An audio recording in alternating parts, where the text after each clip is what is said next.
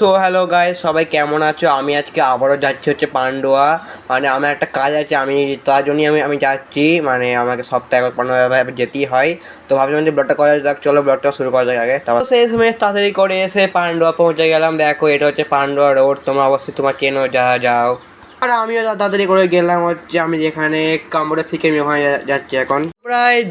প্রায় 2 ঘন্টা কমপ্লিট করার পর আমি এখন যাচ্ছি হচ্ছে একটা অন্য জায়গায়। মানে তোমরা হয়তো চিনবে না, আমি যাচ্ছি একটা অন্য জায়গায়, চলো যাওয়া যাক। তো ওইখানে আমি ব্লগ করতে পারিনি, তার জন্য সরি। তো চলো সেখানে বাড়ি যাওয়া যাক, আমি এখন বাড়ি যাবো।